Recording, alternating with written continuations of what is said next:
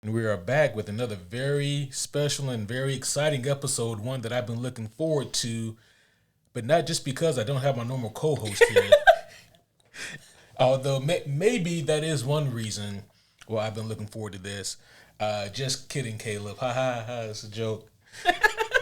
But as I'm sure you guys who are watching can tell, I am not here with the homie Caleb. Instead, I'm here with another very illustrious co-host, one who is, dare I say, it's not even a dare, it's pretty much a fact, the most well-read person that has ever been on this podcast. Back from Coffee and Lore, the amazing YouTube channel. If you guys haven't checked that out, go ahead and pause and then go and subscribe and like and do all the fun things there. And then you can come back. Make sure you come back. It's a good one. I am here once again joined with the wonderful homie Loren. Loren, welcome back. Thanks so much. I'm hoping to carry the heavy weight of the greatest co-host ever. You got it. I've got this. Yeah. I've got this. You gave me great material, so we're good to go. Yeah, tonight's topic of discussion is one that I've been wanting to discuss for about 5 years now. That's when this book came out, was about 5 years ago. And I got it. By the way, the topic is Wonder Woman Dead Earth. In case you guys are so committed to the podcast that you just click on a new episode without reading the title. Wonder Woman Dead Earth. And also that explains for those of you who are watching why Wonder Woman is sitting front and center. She demanded to be front and center. She is the moment tonight. She is the moment tonight. Sorry, Junior. You're off to the wayside. But this book, Wonder Woman Dead Earth, came out about 5 years ago. And when it did, I picked it up because I'm a really big fan of Wonder Woman, first and foremost. And also I saw that this was a DC Black Label book. And what Black Label is, that's like DC's section of books that are more mature in theme. And they typically are always kind of not canon to the main story. So comic books typically have like this continuity that they follow. Issue 1 comes, then issue 2, and then 2 is followed by 3, so forth and so on. Sure. But Black Label books, they're just kind of their own thing where the creators are kind of given more or less free reign to do what they want to do. The stories can be as mature as they want to be, or they can be, what they call Elseworlds, which are stories that take place in this is a different universe type deal. There's some things that happened in this book that I was like, I don't think this is canon. Yeah. There's a lot that happens in this book that is definitely that would definitely make you think it's not canon. And Wonder Woman Dead Earth is not canon. It's just a tremendous story.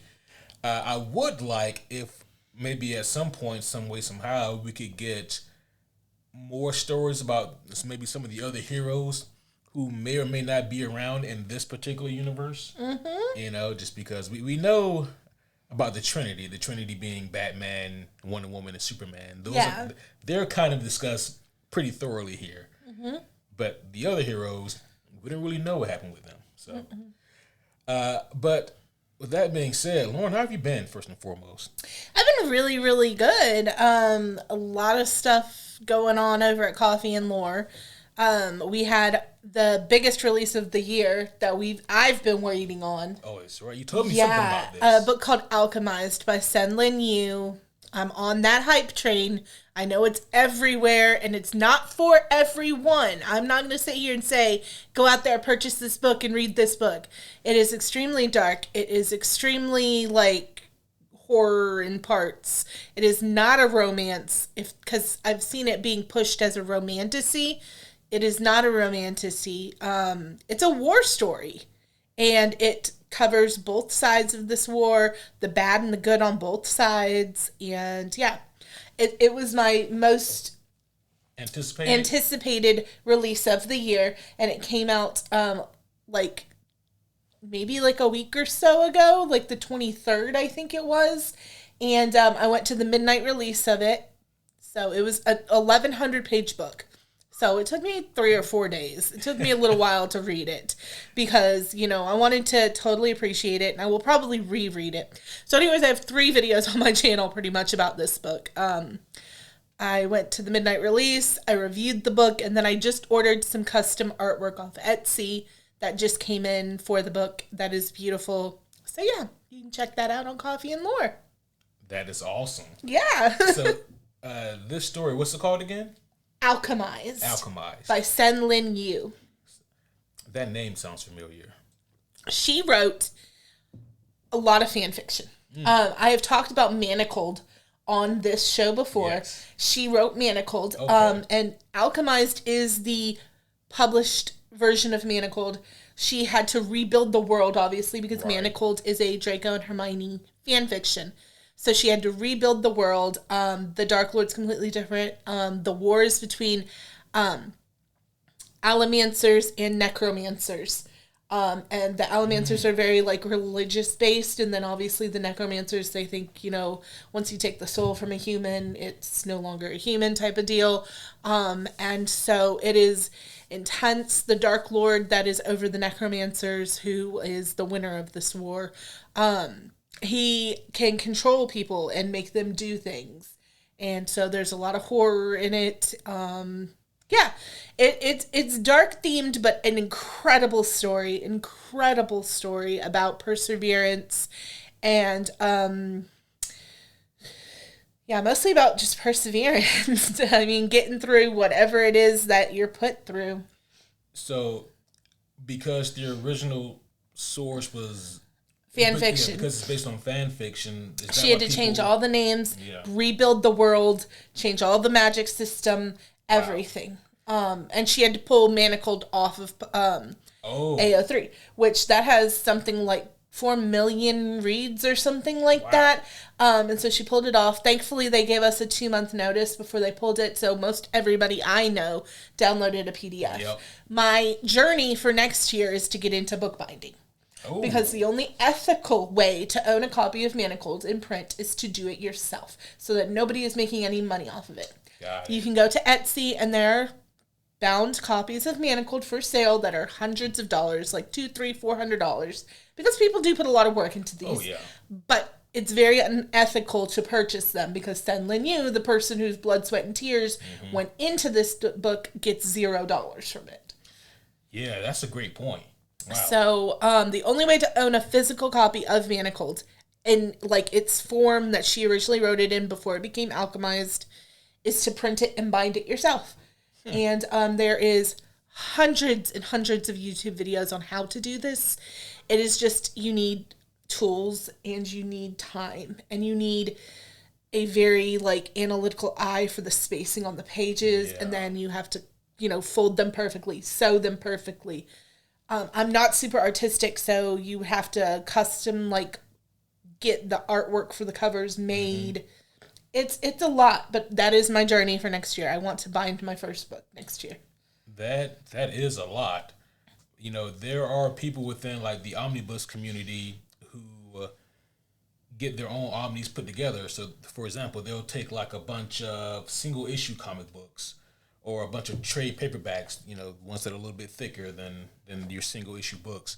And if there's not an omnibus of it, then they'll have it custom bound into an omnibus of their choice. They get somebody to design the dust jacket for it and get that printed out. And I look at it and I'm like, wow, that is incredible. That is incredible. And it looks like a lot of work. Yeah, it definitely is a lot of work and time consuming, and you can't rush it. And it will probably take me 6 months to do it. You know what I mean? Just because I am the type of person that wants everything perfect. And if something prints off kilter or the spacing's wrong, I'm going to redo the whole dang thing. But so, I'm looking forward to it.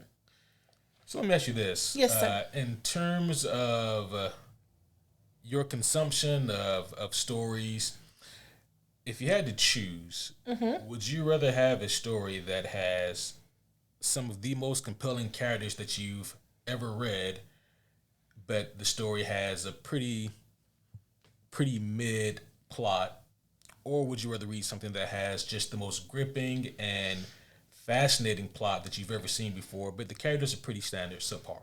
I'm a character person. Gotcha. I can, if my characters are well developed and I have compassion for them, or I feel something for this character, then the plot can be whatever. I really like Dungeon Crawler Carl. and that's like become really, really popular. I love the characters. I like Princess Donut, the cat. The book is very, very funny and very relatable to people who play D&D, but the plot is kind of predictable. Let's be real. It's just him going through a dungeon created by aliens, and he keeps coming into very common tropey D&D rooms. You know what I mean? The plot's not the best plot that's ever plotted, but you fall for these characters, and you want to see what level he gets to, yada, yada, yada, what he meets in the next room. So, yeah, if the characters are there, it does not matter on the plot for me. I think for the most part, I'm right there with you. Don't get me wrong, I love a great plot. I do, but if no matter how good the plot is, if I don't relate to a single character in this book, I can't. Yeah, you know, like a great plot with subpar characters almost feels like a wasted opportunity, because I can acknowledge that, man, this plot is A+ amazing, but I just don't really care that much about these characters. And on the flip side, even if I read a story that I'm having a hard time getting into because the plot isn't that interesting, but the characters are great, it doesn't feel like a wasted opportunity, because these characters can always come back in something else. You know? So I actually have a hot take author for that exact thing. There's a very popular author named R.F. Kuang, and people live or die by R.F. Kuang, but she is exactly that for me. Her plots are incredible. She takes on these huge socio-ecological issues. You know what I mean? Racism in collegiate systems, and the oppression of the Japanese people during certain war times. Like, she takes on these really big stories, but I cannot relate to her characters. I just don't like the way she writes characters. And so I have tried to read so many of her books that, you know, everybody raves about Babel and Yellowface and things like that. And I'm like, I want to be an R.F. Kuang girl. Yeah. But I just, oh my goodness, I just don't get into her characters. Yeah. Sometimes having characters like that can just really, it just really feels like I said earlier, a missed opportunity of sorts. Because Absolutely. Yeah. I completely get that. Well, with that being said, we'll go ahead and get into tonight's topic here.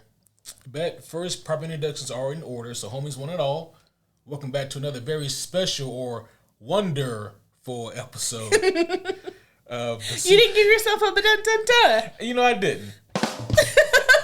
Thank you, Loren. I don't control your ba-dun-dun-duns. You can have as many as you want when I'm on the show. I appreciate that. You're welcome.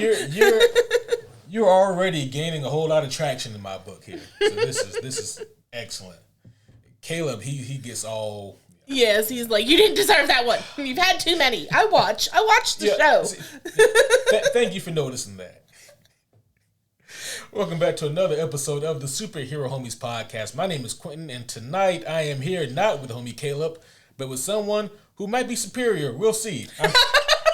Oh man, he's gonna love that. I hope he watches. I am here with the homie Loren, and like I said earlier, I'm so glad to have you back on here. I really think that this is going to be a super fun episode. When the homie Caleb announced that he was going to miss a few episodes, I said, well, I need some fill-in host.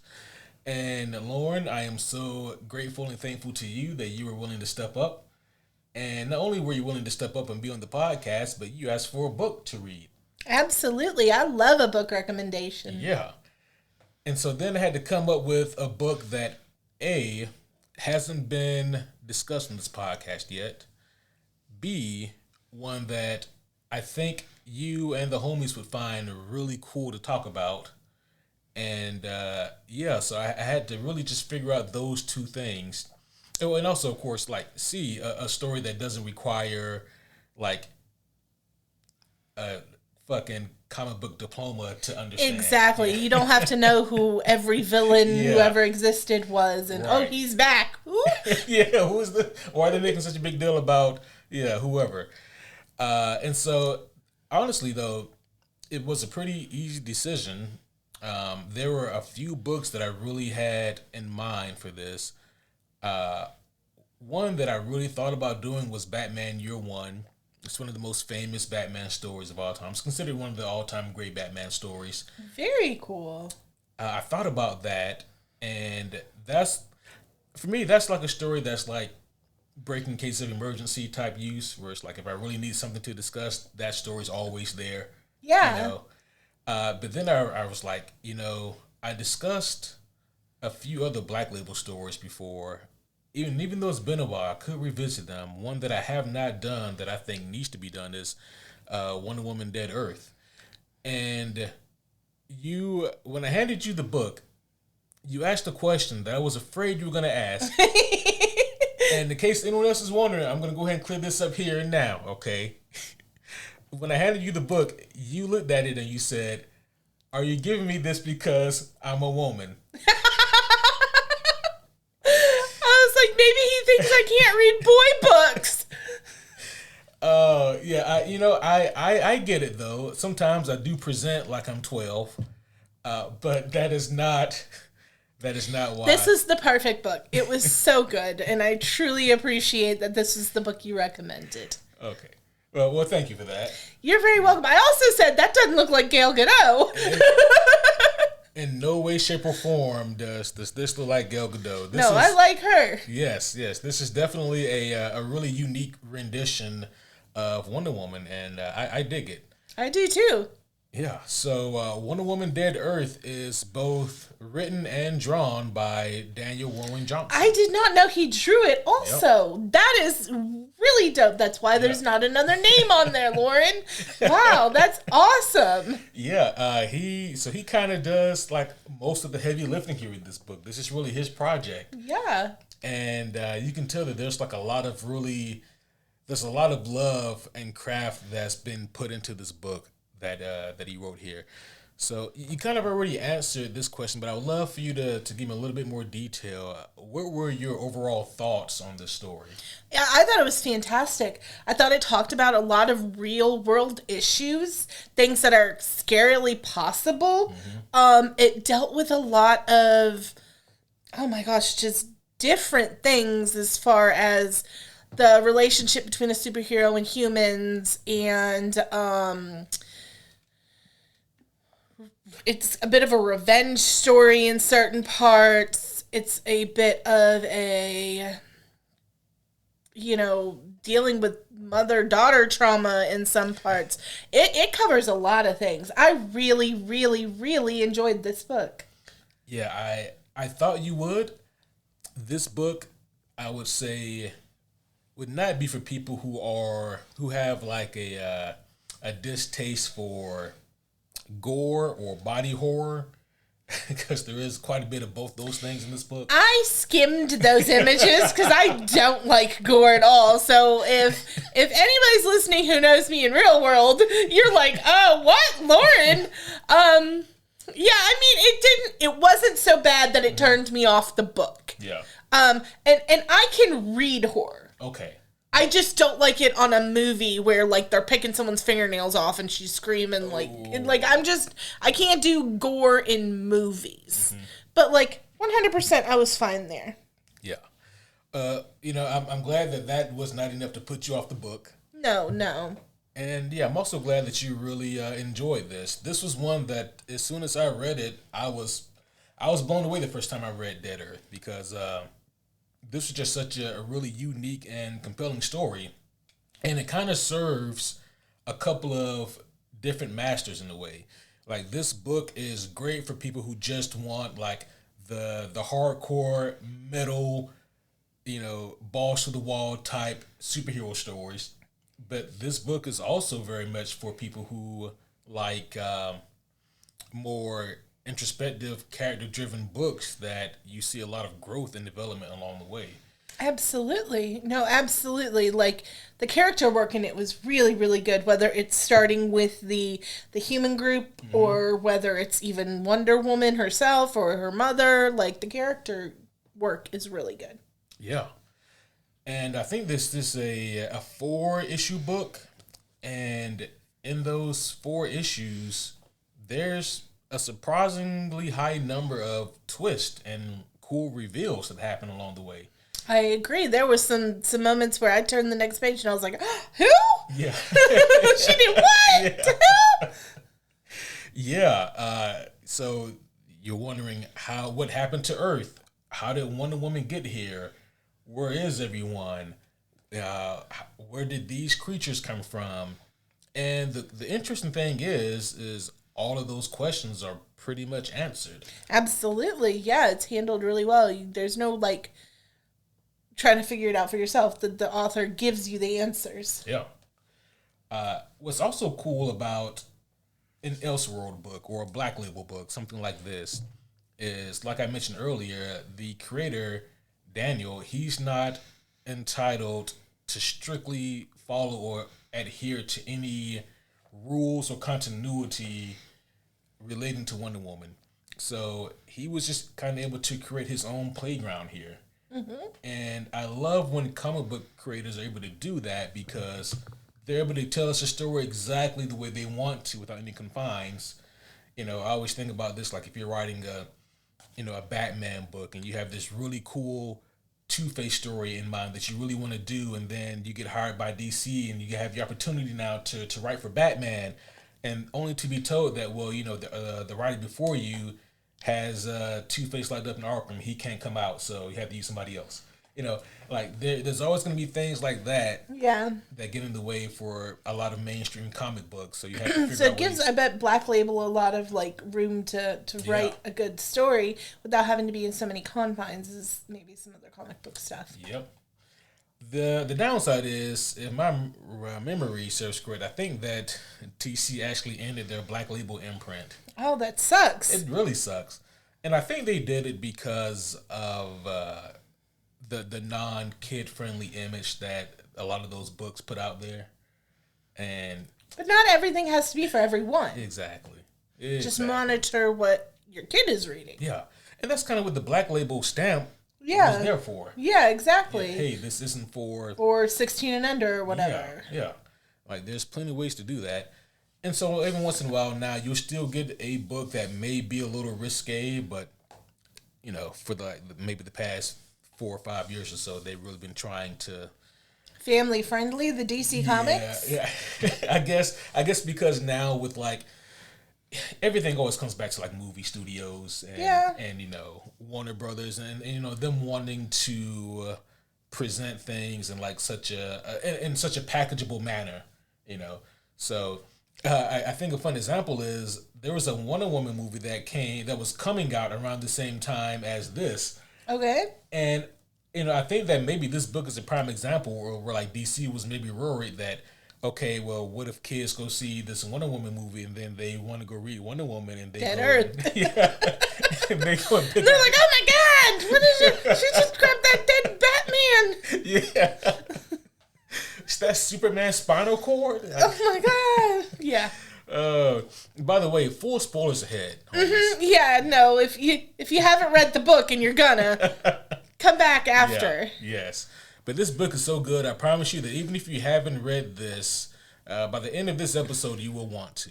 Absolutely. I read it in one sitting. Oh, yeah. It was excellent. Very nice. So, the way that this story starts here is... By the way, the artwork here is beautiful. It is wonderful. If I remember to do so, and if YouTube allows me to, I will post pictures of some of the interior artwork up on the screen periodically. So I have notes, and the first thing I wrote down was post-nuclear ? Yes. Because that was the first thing when she looks out at her that I thought of. Yeah. I was like, this has got to be post-nuclear. Yep. And... like what I really dig about that is that like there's always revelation upon revelation in this book, because again it's not a very long read. Again, I think it's only 4 issues, and so there's always something new being revealed, and it's being revealed in like a really cool way. I would love to know where each issue ended. Yeah, I think, do they have markers in here? Oh, you know what? This is the deluxe edition, so maybe they don't have the markers actually. Yeah. Cool. Yeah. But yeah, like, I wonder, like, what big reveal, because I'm sure they did, like, some sort of, like, what's the word I'm looking for? Hook. Some sort of ending, like, hook to make people want to get the next one or can't wait for the next one. Right. To keep you coming back. Exactly. Yes. And so I would love to know where each issue ended. Something else that I also kind of like, and I haven't heard anyone else talk about this. Maybe because like it sounds a little bit on the risque side. I don't know, but maybe it's just my interpretation and it's just my eyes only. I don't know. But something else that I also really like about this interpretation of Wonder Woman is that she really, to me, seems to be a bit racially ambiguous. Yeah, no, I absolutely like that. I got that from the cover. Yeah. Where I was like, okay, this is probably the first Amazonian looking Wonder Woman I've ever actually seen. Right. No, I definitely like that. Yeah. I agree. I agree. This book is also layered with flashbacks. So throughout this book, you'll see moments of Diana in her youth and things that kind of shaped her into the woman that she becomes. And those are very pivotal moments and parts of the story. Like without these flashbacks, the story doesn't work as well, or it's not as impactful, especially when it comes to her relationship with her mother. Yeah. Definitely. Yeah. So this is a nuclear story, or a story post-nuclear apocalypse, we should say. But you don't know that right away. I guessed it by the artwork strictly, which is something to say for his artwork. Yeah. Was that the first thing I wrote on my note paper was, is this post-nuclear? Without him having to reveal it to me. And here's the brilliant thing about it. Again, full spoilers. But the brilliant thing about it is if you look at the artwork, and if you look at the context of the story, and we know that there was a war between the humans and the Amazons, and we'll get to that when we get there, and that there were nuclear missiles in use, that's not what really caused the dead Earth. That's what caused some of these creatures that we get. Yep. But there is something else that caused the dead Earth, and that floored me the first time that I read it. So, yeah, this is a story that takes place kind of from the POV of Diana, because she is our titular character here. But we also get these group of kids, or younger people, I should say, maybe teenagers or so. And some of their names are like Dee and Edog, and I think Tall is one. I forget the names of some of these kids. Dee was the one that stuck out most to me because I think he carries on the most relationship with Diana throughout the story. Yes. And so my note here is that she meets Dee and the gang. I didn't know all the other names, but Dee really stood out from the jump from me. Yeah. Yeah, Dee is she's a pretty unique character that we get here. And I dig kind of the progression that she has as well. Because she is kind of like the ragtag leader of her little group of other post-apocalyptic children, but she's not infallible. She actually has quite a few flaws, but she's trying. Yeah. They run into these creatures known as Hadras, and these things are sick looking as hell. They are wicked looking as fuck. They are gross looking, to say the least. Absolutely. They look like very, very gross monsters. Yeah. Yeah, they're pretty hideous looking, pretty sick to draw. I'm pretty sure that Daniel Warren Johnson had a great time drawing them. And so, the kids, you can tell by their reaction that they're used to them. Yeah, they're accustomed to seeing these things. Yeah, exactly. That was something I drew right away was, okay, this is not their first time doing battle with one of these things. Right. And they run away, and they stumble, and they fall down into this kind of cavernous area. And when they land on this kind of contraption that has a glass casing on it, and they shatter that casing. And they're trying to check each other out to make sure that everyone's fine. And this creature is still on the hunt. This Hadra, this demonic-looking beast, is still on the hunt for these children. But the glass case that the kids landed on and broke contained Wonder Woman. And she snaps out of it, and she grabs the creature and just throttles it. Whoops its ass. Beats its ass. And she's discombobulated. She doesn't know where she is. Right. She doesn't know what's going on. She knows her name, but she can't remember the last thing that happened or how she got here or even where here is. So, yeah. she's she beats this thing pretty good, but she also quickly realizes that okay, she's still Wonder Woman, but her powers aren't right. Yeah, exactly. Something's not right here. Mm-hmm. And that just kind of takes me back to what we were discussing earlier about how this story it presents so many questions, and thankfully there is a payoff for all of them, including what happened to Wonder Woman's powers. Because Diana, she's still strong, but she's not Wonder Woman strong right now. Exactly. Yeah. And so she just gruesomely rips this Hadra's neck out, rips his throat out. Pretty cool shit to see. But then we pan out and we get what for me was like a pretty kind of shocking revelation as we kind of pan out to see the surrounding area that they landed in. They're in the bottom of the Batcave. Right. I literally wrote Batman shock because I wasn't like, I haven't read a lot of comics or whatever. I didn't know that other characters intertwine this much. Yeah. So I'm just reading, thinking I've got a Wonder Woman story, and there's like a dead Batman on a couch. And I'm like, what the freak am I reading? Yes. Oh, and Batman's my guy. And so he is mine too. He's my favorite superhero of DC, Marvel, any of it. Yeah, same here. And so my shock and awe to see, okay, A, Diana was encapsulated in like some kind of stasis. B, she was in the pits of the Batcave. Yeah. C, Batman is dead upstairs on his couch. Oh my gosh, that was the hook for me right there. Where I was like, I picked this book up and I was like, okay, I'm not putting it down until it's done. I'm just not. Right, because you got to know what the hell happened here. What the hell is going on? And so, what's brilliant about this is that we as the readers, we are just as confused as Diana is. Absolutely. Absolutely. You are finding things out. That's why I love a good, like, amnesia or, like, memory loss, anything like that story, is because then I feel like I'm figuring things out and learning things along with that character. It's a really great way to tell your story if it works. It's not for every story, but here it's done really, really well. Yeah, it works extremely well here, I think. Absolutely, because you're figuring out the surrounding, these characters and everything, the monsters with Diana. Yeah.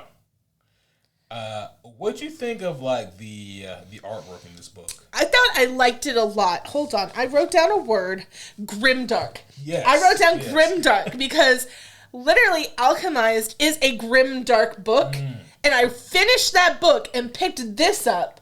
And I was like, it's the same. Yeah. Like, it was so cool. It was like such a transition reading that book and then reading this. Yes. That I don't know if this is pitched as grimdark art style, but that was what I wrote down.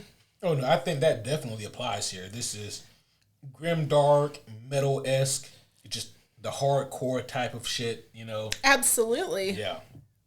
So I loved it. Yeah, same.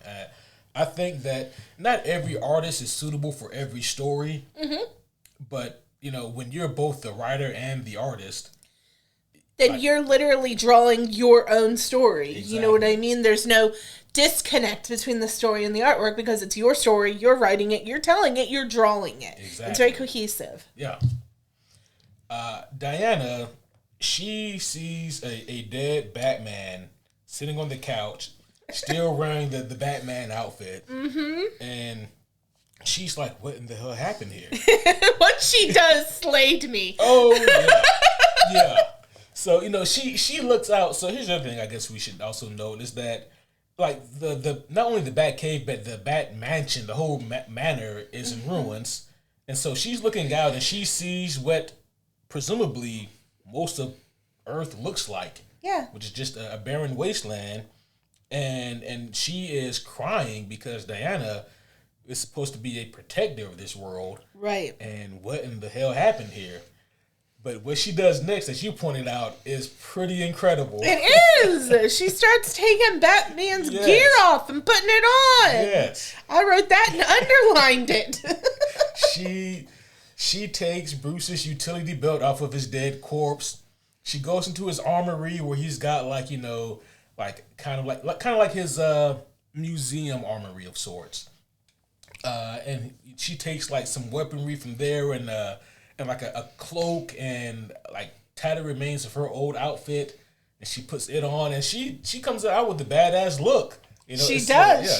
She's like got there it is. It's on the front. It's got the Batman belt and then her Wonder Woman sword. And she looks fucking cool. Oh yeah, like she's ready to wreck shit. It's a really cool badass look, I thought. I agree. Yeah.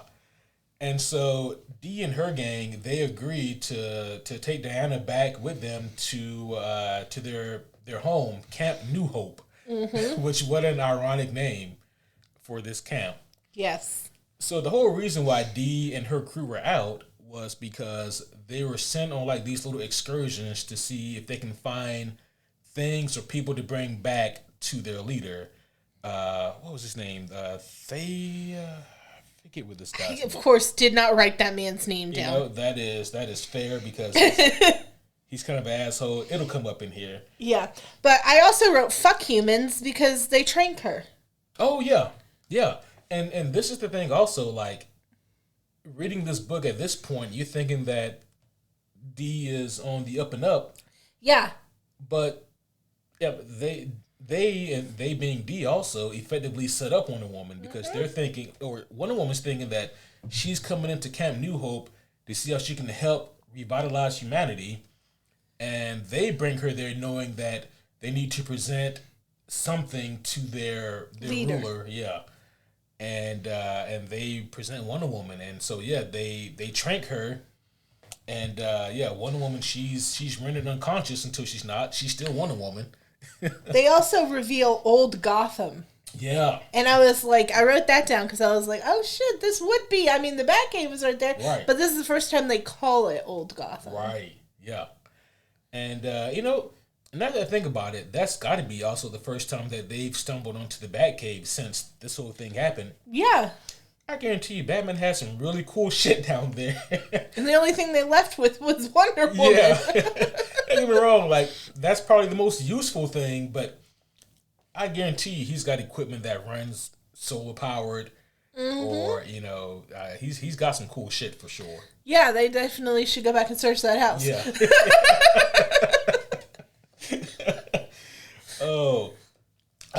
So we are introduced to some of these flashbacks, and I would kind of like to talk about some of these in tandem, because these flashbacks, I think, do really help paint the canvas for who Wonder Woman is.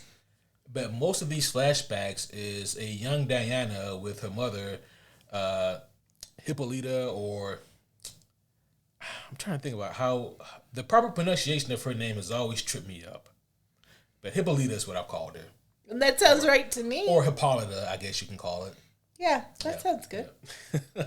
So Diana and Hippolyta, or Hippolyta, whatever you want to call it, Wonder Woman and her mom, they're talking, and it comes to a point where Diana's mom is telling her about her creation, about how she wanted to create, just this wonderful child, and what she did. And she also talks about how the gods betrayed her. And so they're laying the groundwork for what we will later come to understand that, the gods would mistreat a lot of the Amazonians and obviously a lot of the humans. But what we do eventually learn is that Diana was the byproduct of not just being made from the deepest clay of Themyscira. I was wondering how you say that. Themyscira. Okay. Yeah. Yes. That one I do know how to pronounce properly. There you go. But Diana was also made with blood from all of the gods. Right. So Hippolyta, she threw a rager. She apparently did. She organized one hell of a party, And God's She's like, the entry fee is a drop of your blood. you know, gods love to get shit faced. Yep. And so they're like free alcohol, you know, they all show up. And when they're all good and sauced up, Hippolyta, she comes by and she takes a drop of all of their blood and she mixes that into the clay that she uses to form Diana, which is why she's so powerful. Now, that kind of becomes an issue because that power is damn near unbridled. When she's training with Nubia, who in this book, Nubia is the person who really is responsible for Diana's battle prowess and showing her how to fight, there comes a point where Nubia is almost killed, but Diana, she's just so powerful, like she can crack mountains, you know, like just with a punch. But also with that power, there's like a rage that comes along with it that she's having a hard time controlling. Right. And this is when Hippolyta tells Nubia about what she did and about the origins of Diana's powers. And so they devise these bracers, the bracers that we see one woman wear. And these magical bracers will essentially nerf that power and help keep that rage under control. Yep. And so that's why Diana had those bracers on. And like the first half of the flashbacks that we get here in this book, that's kind of what those explain. What do you think about these flashback scenes? I thought they added a lot to the story, and it was really great for a new comic book reader because I don't know a lot of Wonder Woman's backstory. So I got new story, backstory. It was cohesive. I thought they added a lot. Yep. I didn't know how Wonder Woman was made. I didn't know any of this, so it gave me some meat to the story. Yeah. So I will say this: her having a drop of every god's blood, I think that's something that's unique to this story. This story that's not canon. Got it. Right. I see. I don't know in here what all's canon, what's not canon. The dead Batman, I knew was not canon, and some other things. But like the how she was created, I didn't know. I thought it was cool though. Yeah. So in more recent tellings, I don't know if this is still the case, but in some more recent tellings, she is like the daughter of Zeus, actually. Okay. Which explains her amazing powers. Wouldn't it be cool if she just popped up in like Percy Jackson? Wow. I'm Diana. I mean, here's the crazy thing. Wonder Woman, I think she was created in I want to say like the mid to late 40s. Wow. Which means that, I did not know her story that old. Oh, yeah. Which technically means in like 20, 25 years from now, she'll technically be like public domain. So, wow, that's pretty cool. After 100 years, they become public domain. Mm-hmm. Superman and Batman very soon will be public domain characters. Superman was created in 38, Batman in 39. That's incredible. Yeah. Mickey's already public domain. Yeah. So what does that mean, public domain? Does that mean it means that like in terms of free use, basically anyone can use their own interpretation of those characters. Oh, how cool. And you don't have as many like licensing hoops to jump through and things like that. Because now right now, if you want to put Batman in anything, damn near if you want to put the Bat logo in anything, you're going to have to go through DC, which means you have to go through Warner Brothers. And it's... Don't look at his shirt, y'all. We ain't got that kind of funding. Yeah, go to the committee if you have a problem with my shirt. You can call the homie Caleb. He handles all those types of things. But so there's just certain things like obviously anyone can do parody. Yeah. Anyone's protected under parody. So, but that's a different thing. So like with this free or with this 100-year becoming a free market type deal. There's been a lot of interesting movies that have come out like with these characters that are old as shit now. Like I think they're working on a Popeye horror movie. I think I've heard that. Yeah, and Pooh Bear, right? And Pooh Bear, yep. They did a Pooh Bear one, so he must be 100. He is. Yeah. That's pretty insane. Yeah. What do you think that's going to do for, like, media. So that's where things get interesting, because I don't know what I think that there'll probably still be some enforcements in place. Yeah, I would imagine so. Yeah.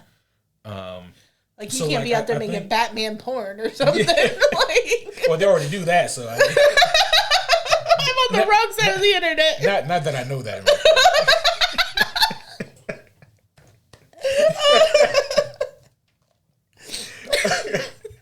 But I think that, like, for example, with the Popeye movie, I think it's called like The Sailor Man. They can't call it Popeye. Yeah, it can't be Popeye the Murderer. Yeah. Same thing with like this Winnie the Pooh movie. I think it's called something else. The Bad Bear or something. I don't know, but I know what you're talking about. Right. Got it. With with Batman and Superman, when they become public domain, I mean, they'll be like obviously referenced, and the man with superpowers. Yeah. The man made from steel or something like that. Exactly. Yeah. Oh man.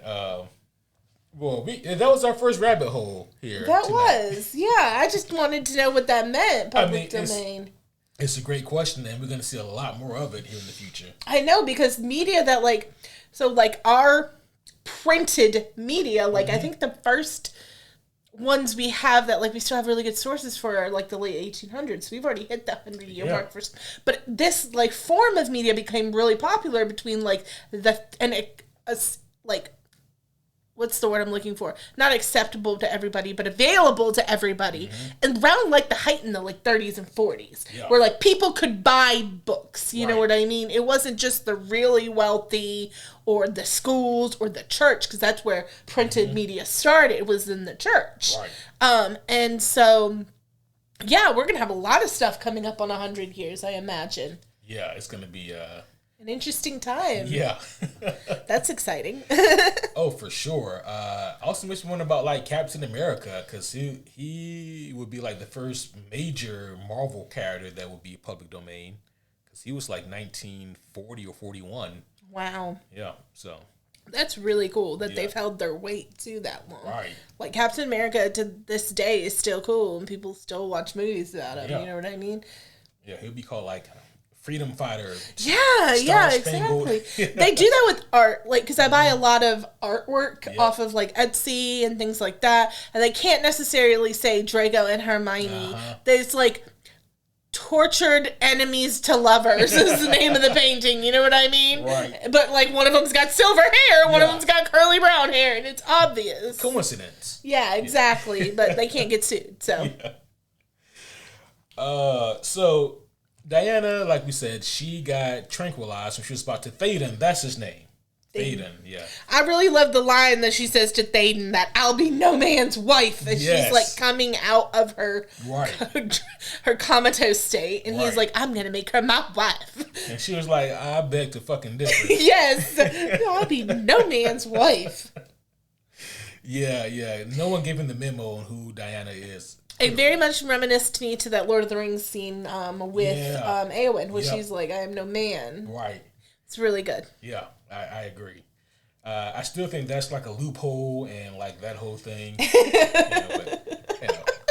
We're not talking about that here. Caleb would have a conniption fit if we talked about Lord of the Rings here without him. Well, yeah, I am not as knowledgeable in Lord of the Rings as he is. I took him to a Hobbit party, and he won the contest. And I was like, you shouldn't have played. That was not fair. Everybody else had no shot.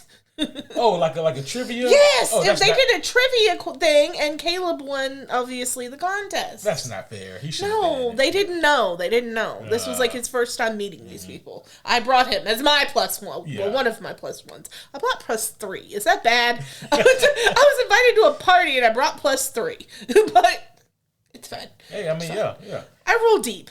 I mean, I had to take Caleb, Dylan, and Oz. Yeah, and I know all of them, and like, and 2 of them are really cool. All right. That almost came. I caught it though. I am so interested. I know. That's one of those that makes your mind. Yep. I like it. I like it. Mm-hmm. I'm not going to put you on the spot. Don't worry. So when one woman is in prison, Dee comes to Diana and she's like, "Hey, sorry, I know that you're probably mad at me because I kind of betrayed you and I got you in prison." And here's what I really like about the way that Diana is written here is, and this is something that is like a core characteristic of Wonder Woman, is as brutal and as savage as she is in battle, she is as kind and caring and gentle outside of battle. Yeah, she's a very soft, like feminine superhero character. You know what I mean? You don't see that a lot.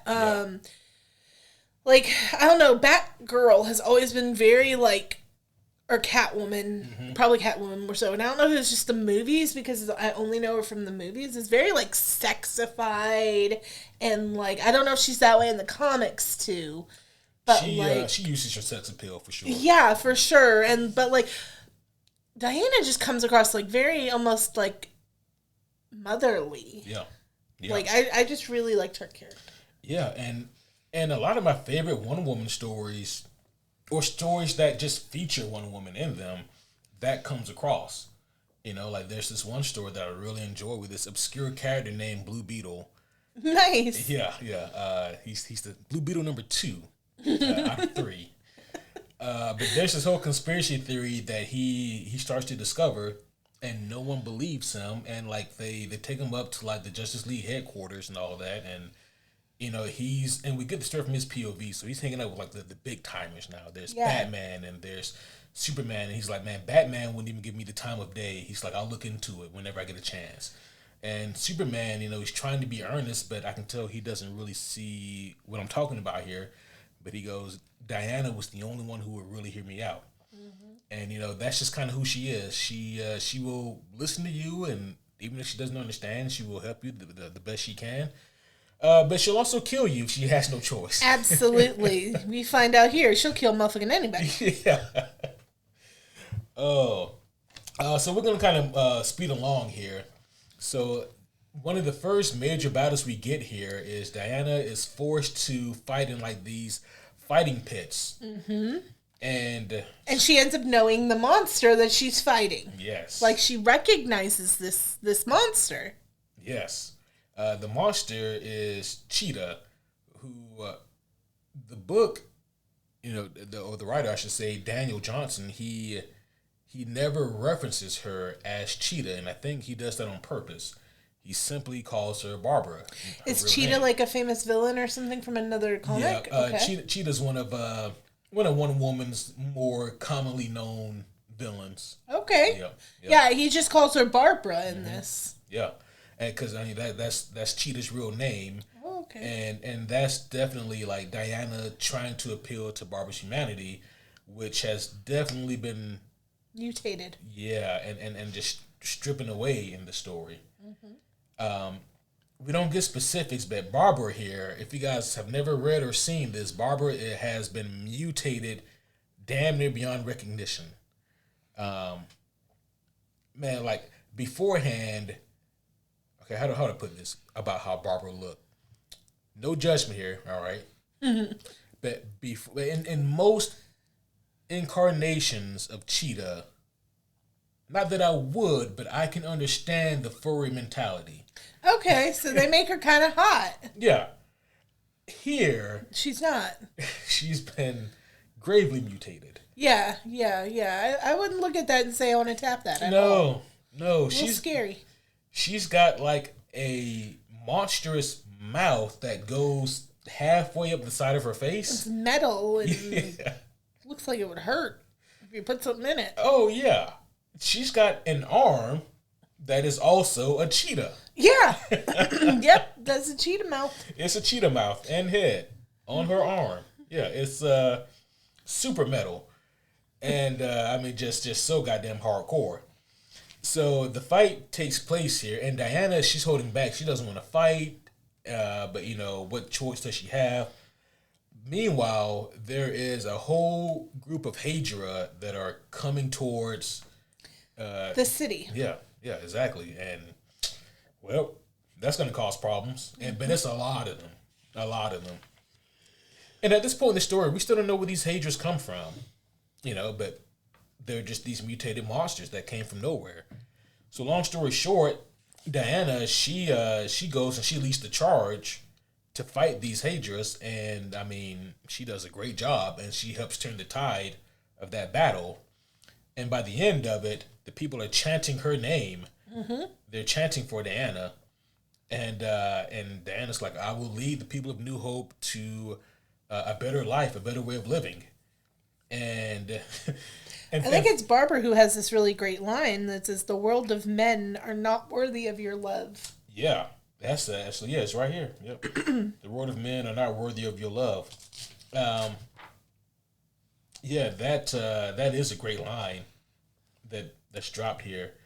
And actually, I think that may have been from Hippolyta to like young Diana. Mm-hmm. Because the Amazons, they are famous or infamously known for not wanting to associate with anyone from the outside world, especially and you wonder why. You mean you Wonder Woman? That one was well deserved. Thank you. You're welcome.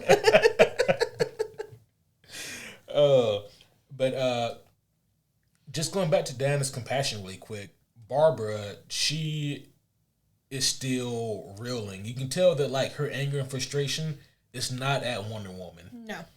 Is 100% at the circumstances that she was in. And she wants to kill Thaden, the leader or the ruler, but Diana's like, leave him alone. And there's this other really, really fascinating line or exchange of dialogue here where, what does she say? Barbara says, you don't know what he did to me or what they did to me. And Diana says, you're right, I don't. But she's still willing to help them. Yeah. She don't know who the Hydra are yet either, though. No. Really. Yeah. Don't know who they are yet, but we will find out. Mm-hmm. And that's a revelation I didn't expect to get the first time I read the book. I thought they were just mutated monsters, just that came about from, Absolutely, yeah. So Diana agrees to not only help that these art people. Was so pretty. I remember that page. Yeah. She agrees to take them all to Themyscira, which is a huge ask. She's making a lot of assumptions. And that they're going to be welcome there. Yeah, they'll be welcome there. That there's still a Themyscira to go home to. That she has a way to get there because it's a hidden island. Like you can't walk to Themyscira. Exactly. But to answer one of your earlier questions, this is where I would say issue 1 ends.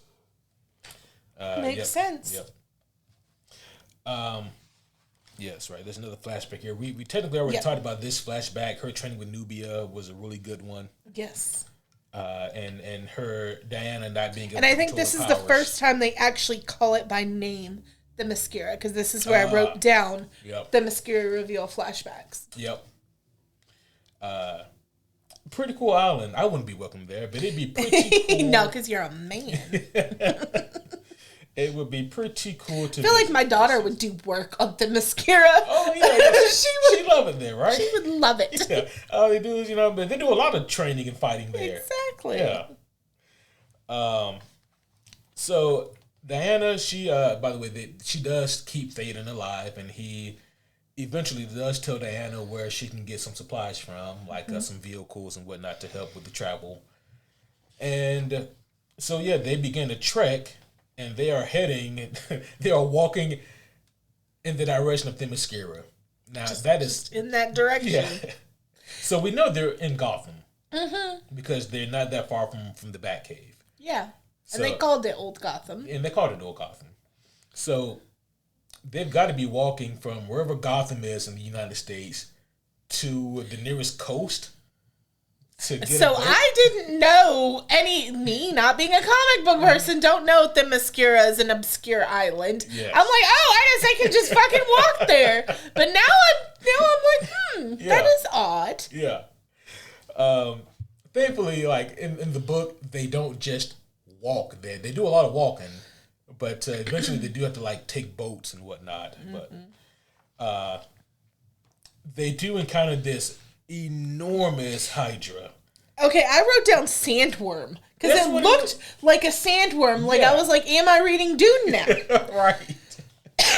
I mean, this thing is massive, but I love the way that Diana beats it. Yeah. So she's down a truck. That's a bad thing. Yep. But she uses this Jeep in a really cool fashion. She takes one of the few vehicles that they have, and she drives it like off of a cliff into this creature, this giant Hydra. Then she pours gasoline down the Hydra's throat, and then she strikes a bat match from her utility belt. Bat match. Oh my gosh. And she gets this bat ladder match, and then she throws it down the Hydra's gullet, and it just explodes. It's a really cool and gross image. It is. Yeah. That was when I skimmed, guys. Now, here's one of our first hints as to what these Hydras are. It's because one of the kids that hangs out with Dee, they cut open the Hydra, and they're looking at it, and they say, "This is not right. This is weird. It's got like a pancreas and liver. It's got like human organs in here."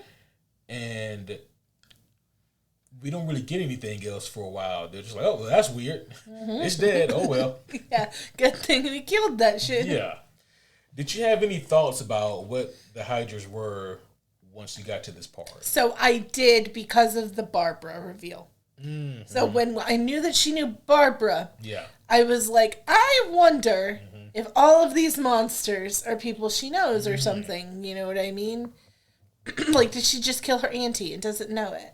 Could have, actually. Yeah. So by this point, I was starting to put together 2 and 2 that I thought that maybe these especially the next page or so, obviously, where Momster comes out. Ah, yeah. I like Momster. Yeah. Momster. You never want to turn into a momster, but sometimes you got to. Yep. Hopefully not like this. No, not like that. But, sometimes you got to put your foot down and act like maybe you got some tentacles and stuff you can whop them with. They do take a pit stop here at a lighthouse. Here's the thing about this lighthouse. It's probably just a lighthouse, but I like to imagine that maybe this was Aquaman's lighthouse. Oh, yeah. I didn't even think of that. Yeah. We don't really get any context clues, so in my head canon, it is. Are the Aquaman comics good? Like, better than the movie? Yes. Yeah, they are quite good. I liked the first Aquaman movie, but the second one... It was, It just started out, and it was just Jason Momoa drinking Guinness on a couch. That's all it was. It was Jason Momoa, the movie, underwater. Yeah, that's kind of what it came off as. And I like Jason Momoa, but... It was just not Aquaman, my friend. Yeah, you can tell that they didn't have anything for that script, so they just depended on his charisma to carry that movie. Yep. And when he cracked that first Guinness, I was like, I'm in for a ride. I don't even think I made it through the second Aquaman. Yeah, you didn't miss much. But no, if you like the first movie, I did. It's based on a really good Aquaman comic book. Nice. It's really good. Really, really good. But yeah, I didn't even think of that. That is a good thing to point out, that could have been Aquaman's lighthouse. Yeah. There is a small boat there, and Diana says, okay, me and Dee and maybe one other person will go and we'll sell out the Themyscira, and we'll come back with bigger boats and supplies to bring all you guys back. Right. So that's the game plan. And when Diana gets there, she meets Nubia again. Nubia is still there, standing guard, but she's in like a full suit of armor. Yep. So you can't really see her, and Nubia doesn't speak, but Wonder Woman still kind of recognizes her. So, oh, Nubia, that's you. Oh. And all Nubia does is just point in a direction. So Diana and Dee, they slink off in that direction.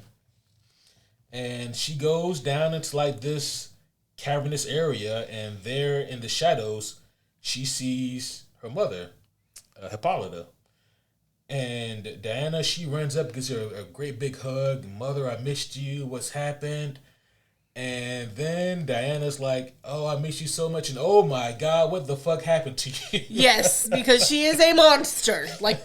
She looks normal from like the waist up, but then from the waist down, she's something else. Straight up eldritch horror. Yes. Just yeah. It's a bad situation. Looking at that. It's no fun. Yeah, no. And Diana even says, "By the gods, mother." Yeah, what the hell happened to you? Yeah. And then Hippolyta, she puts her hands on Diana's head, and she's able to reveal to Diana glimpses of what happened. Mm-hmm. And she says, or she learns that the humans you love so much, they bombed us so hard and so many times, there was almost nothing left. But the humans forgot we were of the gods. Nuclear bombs could not kill us, but the fallout did change us as our bodies mutated next to the breast of the earth, and the fabric of our beings changed into something awful. This is where we learn that all of the Hydra are Amazonians. Yep. Yeah. It is, and it's again just super hardcore. So at this point in the story, we know that something happened for society, for mankind, to attack the Mascara with nuclear armaments. And while the bombs couldn't kill them because they're Amazons, the fallout changed them into this, which is, well, what a rough way. You'd almost rather be dead, you know? Yeah, no, than morphed like that. Yeah. So, you know, that kind of changes things some. But at this point, Hippolyta, she's not letting go of Diana's head. Right. And you get the idea that she's not happy maybe with why Diana is with these humans. Right, that she's helping them. Yeah. Yeah, like, and why? she's trying to like change her mind, kind of. And Dee comes in with the save. Dee grabs a sword and slices off Hippolyta's hands while they're still on one woman's head. Yes. So now technically, Hippolyta, she's got no hands or legs. She got a lot of shit going on. Yeah, she got a lot of shit going on. And then it's at that point that Nubia comes in looking like an Elden Ring boss. Really? That is the first thing I thought. I was like, now, my ex-husband used to play a game just like this shit. Exactly. I was never any good at it, so I didn't get very far. But I know an Elden Ring boss when I see one. Yes, and it's that. Yeah. I've seen countless hours as I read a book in the corner of my eye of that exact image. Yeah. And Nubia is enormous in this book. By most standards, Nubia has like a similar shaping figure to Wonder Woman. But here, she's a little bit older and she's got a more mature look. And she is very massive, especially in the suit of armor. And she kind of like towers over everybody. Yeah. So she comes along and there's a big fight now that's trying to take place.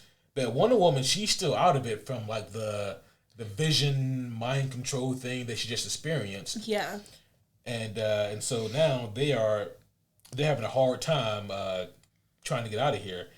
Unfortunately, in the process, one of our characters who has been a good friend with Dee, his name is Tall, he is killed by Nubia. Mm-hmm.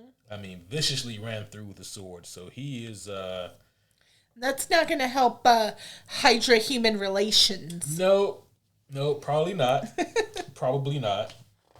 But right when Nubia has them dead to rights, who comes to the rescue? Friggin' Barbara on a Pegasus! Yeah. I was like, the fuck? Right. Barbara comes through on it's like a mutated Pegasus. It is. It's got like half of it. Kind of matches her face thing going on. But this is just one of the most beautiful panels in the whole book. Yeah, I agree. I love this shot. It's raining and there's the lightning in the background, and Nubia looks like a badass right here. And then there's Cheetah on Pegasus looking like a badass, and so it's badassery all the way around. It is. Yeah. Super cool stuff. So there is a fight that ensues here. Barbara is trying to save Diana. Just it's just a way to repay the favor type thing. Yeah. And you know, just to help you like maybe appreciate this a little bit more, like Barbara's relationship with Diana has always been tumultuous to say the least. I mean, she's been one of her villains, you know. Right. And so like this is kind of like things slowly turning a leaf and maybe realizing that problems are bigger than whatever problem Barbara had with Diana, you know. Yeah, absolutely. Makes sense. And like as somebody who hasn't read other stuff, you can still kind of get that across that they have a very tumultuous relationship. Yeah. Yeah. So this blew my mind. Oh yeah. That image right there with that symbol on that door. Yeah. I was like, the fuck now? I did not know we were getting all the main three characters. Right. So I think it's here, actually, where is it here where Barbara explains what happened, or maybe it's a couple pages from now? I have it after the Superman door reveal. Okay, that's probably where it happens then. But either way, there is a falling out here between Dee and Diana, and it's probably something to do with Diana's mother wanting humanity dead. I'm sure that came up. Yeah. And so Dee didn't take that very lightly, and she goes, I thought that I could trust you. I looked up to you. And Dee says that she even says, you can't leave now. We run out of food in 3 days. We need you. And, you have to save us. Yeah. And Dee says, we trusted you. We believed in you. You promised. And Diana says, well, you never should have trusted me. And I never should have trusted you. And again, very simple dialogue, but very impactful. There's a lot of meaning behind those words. I feel like that picture there was the end of that comic. Yep. That is definitely the end of issue 2. Yep. For sure. And talk about foreboding, just seeing the image of Diana standing in front of the Fortress of Solitude that has "Where are you?" written and who knows what. Could be blood. Right. Kind of looks like blood. Yeah. So I think it's here now where we finally get the understanding of what happened between the Amazons and the humans. Yep. Barbara tells the story. You know what's funny? Just looking at this, taking a step back, is that it would be hilarious if like Barbara just made this up. Yeah, this ain't even really what happened. Yeah. Barbara just got a vindictive soul. Barbara's like, I still hate you, so I'm going to make up this terrible lie. That would be horrible. I hope that's not what happened. Thanks for putting it in my head. Oh, but there is a flashback that's early on in this book where Hippolyta and Nubia, they're standing out by like a certain area of Themyscira where like some of the statues are. And Hippolyta notices that like the water level has changed. Yeah. And she's like, what in the world's happened here? And that at the time when you first read it, I didn't really know what to take from that. But then you get to this point and you see that, okay, they're getting at humanity has been just ruining the environment. Mm-hmm. There's been a change in the sea level, a change in just the environment as a whole, a change in the air pollution. All that's been altered. And so the Amazons tried to make a treaty with the humans saying, and by the way, like the Amazons making a treaty basically means, hey, you need to do this thing or there's going to be a problem. Right, exactly. Like they carry the big sword. Yeah, yes. So it's not the friendliest of greetings I could imagine. No, I'm sure it wasn't. But the humans or humanity didn't take too kindly to that. Imagine that. Yeah. So peace talks ceased, and there instead was a pretty big war, enormous war. Yeah. And that's a really pretty panel too. It is a cool panel. I mean, and it just does what it needs to do. It's a panel like of armies battling the Amazons, and you have to imagine that I'm thinking too much about it. I was like, I had to imagine that this battle was probably fought on Themyscira, but then I'm like, man, how'd you guys get tanks over there? Right. I imagine you drove enormous battleships Full of tanks, right? Yeah, Right. Like, how do we there. get tanks over to like the Middle East? We put them on a Same ship. thing. So. Yep. Except I'm sure that it's a lot harder to do that on Themyscira. I'm sure. They see it coming and shit. Yeah. But no, enormous wars have taken place. This is also when we see like them operating on Cheetah for the first time, and then just mutating her. And what I get from this panel, where they're torturing Cheetah or they're taking out on Cheetah, is that they just wanted to kind of harm or take the anger out on anyone. Exactly. It wasn't even Cheetah they were mad at. It was Right. just she was the representation at the time. Yeah. And Cheetah had to be like, I fight that bitch on a regular basis. Like, Right, exactly. She ain't my friend. Yeah, don't take this out on me. So here's where they have they do something that's interesting here. So have you seen the Wonder Woman movie? Either of them? Yeah, I've seen the first one. Okay. I think I started 80 whatever it was, but I didn't finish it. 84, 84, something like that. Once again, you made the right decision. Okay, cool. Yeah. But the first one I enjoyed. Yeah. Actually, I like the first one, despite Gal Gadot doing her Gal Gadot thing. Yeah. And I didn't actually hate her in that. It just Yeah. it fell a little flat, but it was watchable. Yeah, I agree. I just hope our next Wonder Woman can be more Wonder Woman. Yeah. Yeah. Absolutely.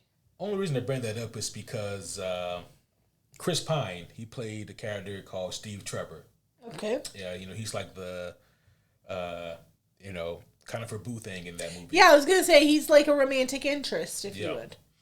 And that's kind of what Steve is in the comic books. He's not just like her arm candy, but he's he's the guy who is able to convince Diana to trust in humanity and to believe that mankind can be good and that mankind is worth fighting for. That's what Steve always has represented in the comic books and also in the movie. What's interesting here is that in this panel, which we've seen a couple times in the book, they're insinuating that Steve is actually not to be trusted along with the rest of the humans. And see, I didn't pick up on that. Yeah. Because we see Steve there standing at the wreckage of his plane crash on Themyscira, and we see his hand right next to his gun, and Diana saying, "My mother was right." So it's That is Steve. Yeah. Do they call him Steve, or you just knew that from comic book knowledge? I think both. I'm pretty sure earlier when they referenced this same panel, I think she name drops him. But it could just be me adding information here. But I feel very, very certain that's Steve. Yep. It looks like it. Yep. The jacket and the kind of hairstyle. Yep. So Cheetah, she just tells them that so this is kind of what happened with humanity, and there's kind of a bit of a friendship blossoming, or something along those lines blossoming between Cheetah and Wonder Woman, So, but Diana, she's like, okay, I can't trust humanity anymore, and my mother wishes death upon everything. I'm trapped between two terrible forces, and I need advice. She goes, I need him. And I love how both Diana and Barbara know who they're talking about when they say him. Mm-hmm. And Barbara's like, all right, we'll leave at dawn. And in the meanwhile, Hippolyta, she is gathering together all of the Hydra. She's like, okay, enough is enough. Like, We're about to fuck shit up. About to fuck all shit up. Yes. And fast forwarding here, Dee didn't leave Themyscira empty-handed. No. Dee left with Wonder Woman's whip. Yes, the lasso of truth. She grabbed it and she took off with it. I mean, if you're gonna leave with something, that's a good thing to leave with. Yeah, absolutely. Didn't take shit from the Batcave, Right. but took the freaking lasso of truth. Oh yeah, hilarious. Yeah. Fast forwarding along here, we do see Barbara and Diana on the Pegasus, and they fly to the Fortress of Solitude in just the grimmest of images. As they're flying, or as they're approaching the Fortress of Solitude, You've got like bones and like just, I don't know, bits of human. So when you got to this point in the book, what did you think you were gonna find in terms of Superman? How did you think he was gonna be? I thought he was gonna be dead like Batman. I thought he was gonna be dead like Batman, and his corpse was gonna be there. Oh, you would be 100% right. Yeah, very much so. Yeah. And I guess the question is, like, we know that Batman can be killed, by conventional means, but Superman, what in the world could have killed him? Yeah. Well, foreboding there. A little bit, right? So they... Sorry. the Superman got me. Oh, yeah. There is a Superman that is present here. So as Barbara and Diana approach the Fortress of Solitude, first things first, like the key to the door has always been right out front of the fortress, and it's still there. However, for those of you who don't know, the key to the Fortress of Solitude is like made from the material of a condensed star. It is incredibly dense and incredibly heavy. And maybe under normal circumstances, Diana would be able to lift it, but she cannot now. Right, because her powers aren't there. Yep. But thankfully, there is someone to greet them at the door. It's the corpse of Superman. It is a robotic remain of Superman. Have you seen the Superman movie? You've seen that, right? Not the newest one that just came out. Okay, you haven't. Okay. You need to. I know. I think it's on the Plex finally. Yeah, it's on the Plex. It's actually on HBO as well. Okay. Yeah. So, yeah, I need to see it. I was hesitant because I love my boy Cavill. And I really loved him as Superman. I thought he did a great job. Same. And so I was hesitant. I'm going into it with a little bit of reservation, but it's gotten nothing but wild praise. Yeah. And I've since seen a lot of interviews with the new Superman actor. I like him a lot. Yeah. You're going to make fun of me because I don't even know if you know who this person is. But my go-to is if they go on the Brittany Broski show. And he did. Brittany Broski is like a YouTuber, TikToker who does interviews. But she's a comedian.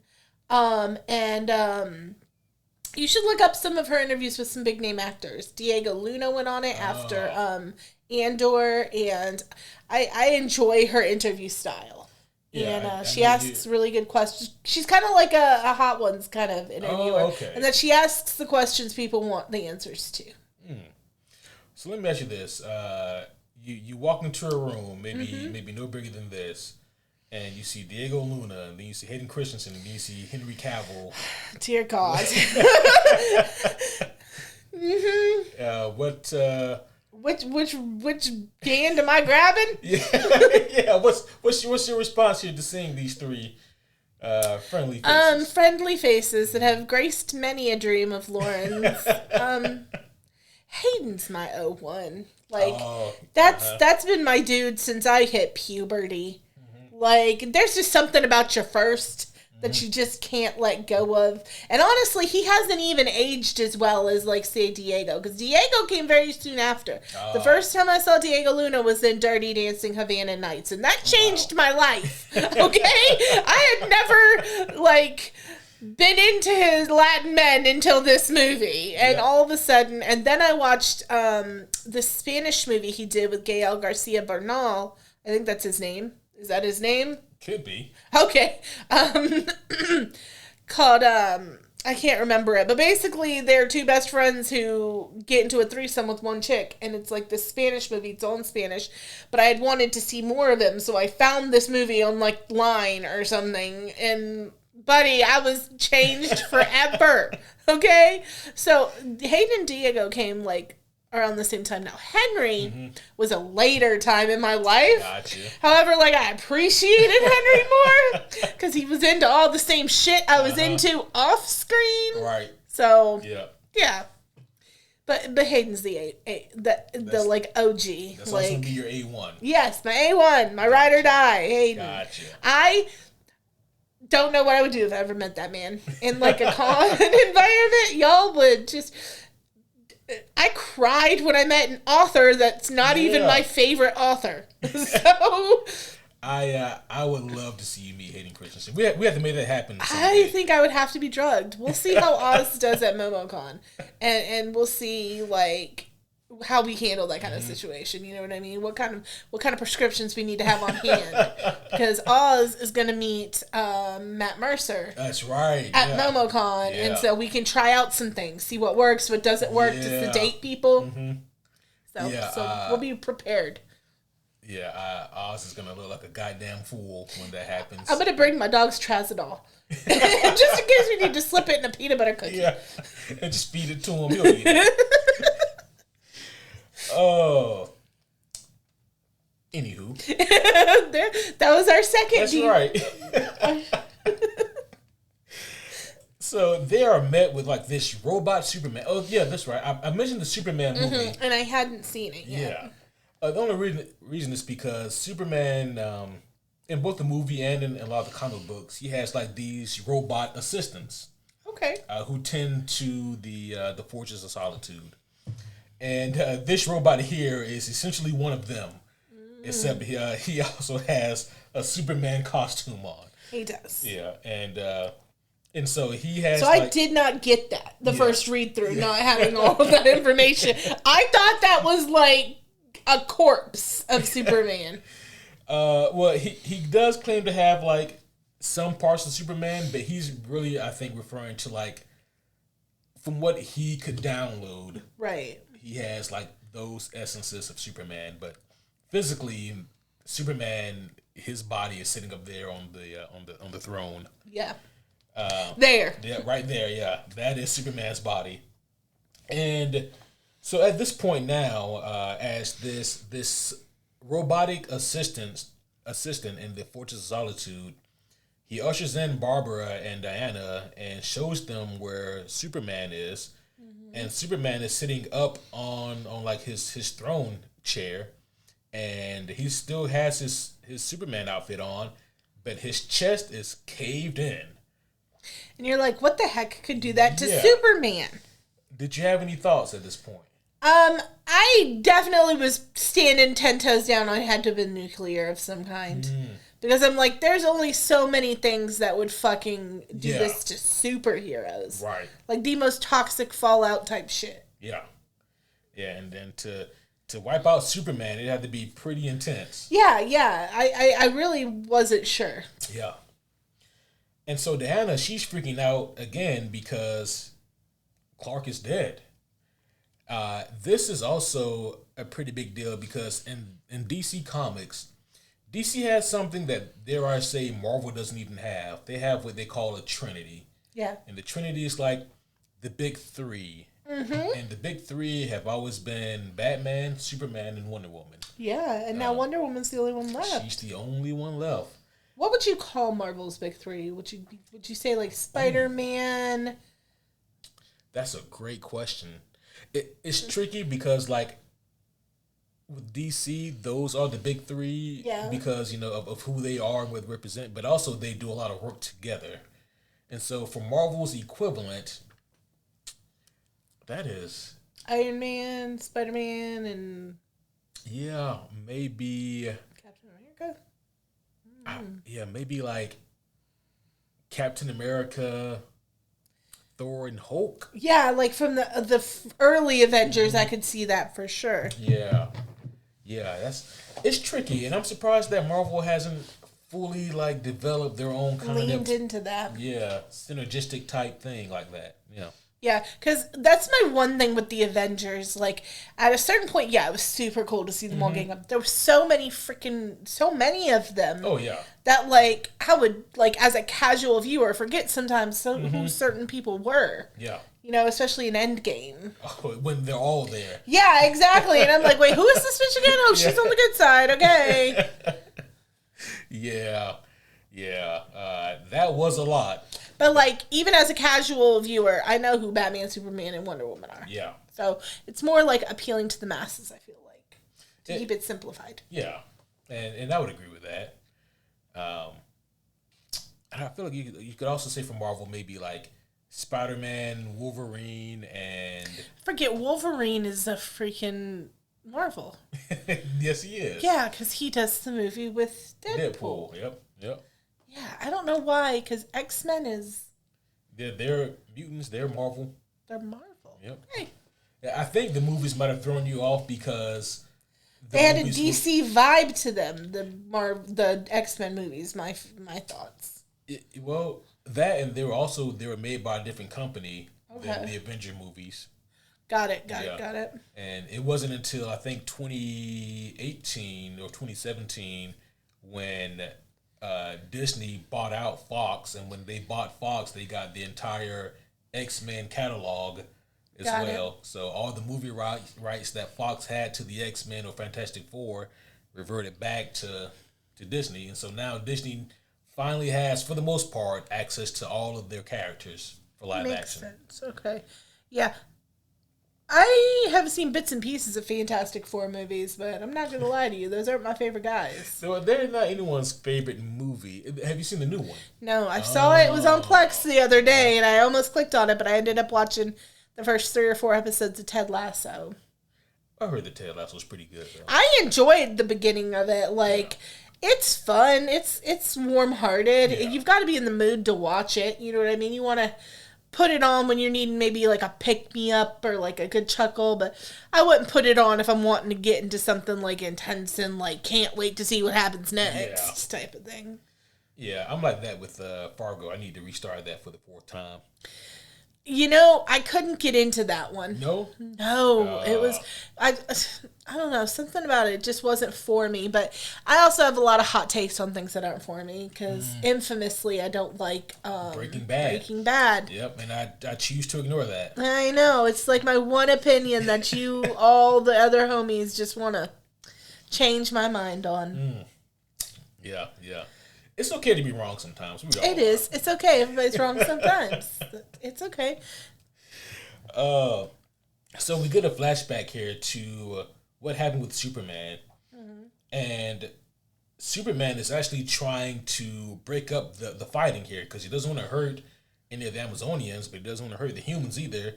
And, you know, he's trying to level out this war going on. He looks up in the sky and he sees nuclear missiles. And he's like, you got to be fucking kidding me. And so then he bursts into this room where all these government suits are. And he says, you told me that you wouldn't fire the missiles. Yep. And they were like, sorry, Superman, we're the government. I mean, we lie. Fuck the people. Yeah. And it was too many nuclear armaments for anyone to stop. And Wonder Woman, she takes her bracers off. And so now at this point, she's just full on angry, rage, angry, super powerful Wonder Woman. And she takes off. But at this point, there's nothing that can be done for Themyscira. Like, it's going to get nuked. It's been nuked. And Superman, he apologizes. And he says, look, they told me they weren't going to do this. I am so sorry, Diana, but she doesn't want to hear it. Diana doesn't want to hear any of it. And so she starts fighting Superman with like everything she has. And Superman doesn't want to fight back at first, but those hits hurt. Yeah, and I was trying to figure out here why she's blaming Superman. I guess because he trusted the government? Yeah, because at this point, he is still trying to protect humanity, and Wonder Woman is coming from the side of I have to protect my people. And so she feels like, as close as they are, those two, Yeah. that he should have fought for her and the Amazons. More so than the side of the humans, which is Yep. what she felt like he was siding with, maybe. Yep. Makes sense. But Superman was trying to break up this war, this fight, and he was told that they weren't going to fire those nukes, and they did. Yes. And so Wonder Woman's not wanting to hear any of this, but she is just full on powered by all the gods. Rage Fucking mode. beating Superman's ass. Yeah. And so this fight goes on, and this is where we get something that blew my mind. I thought that the Great Fire were the nukes hitting different parts of the world, but the nukes only hit Themyscira. The Great Fire was the fight between Wonder Woman and Superman, Yep. and I said that is hardcore as fuck. Yeah, so Wonder Woman caused the dead Earth. She caused the dead Earth. Yep, it was her. And the fight happens all over the world, all over the place, and they're just decimating, like everywhere they go, because Superman cannot stop her.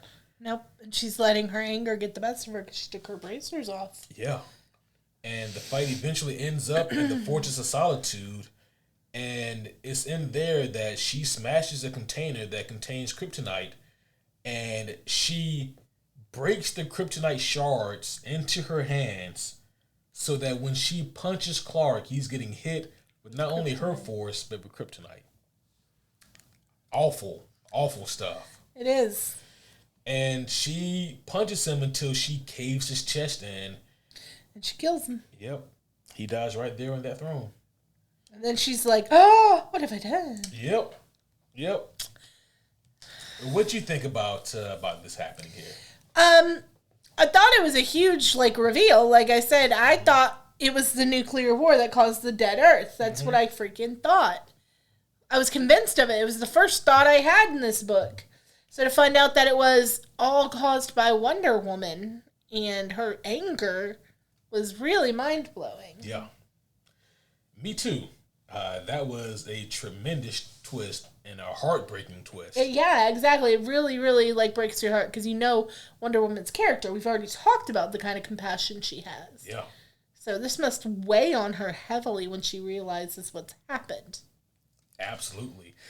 And then you have to also wonder, well, how does she set this right? And also, how does she resolve this issue with her mother? Yeah. Because what remains of humanity isn't much, but it's still worth fighting for. But she also doesn't have a way to stop the Hydras because Superman's dead. Yep. So what's she gonna do?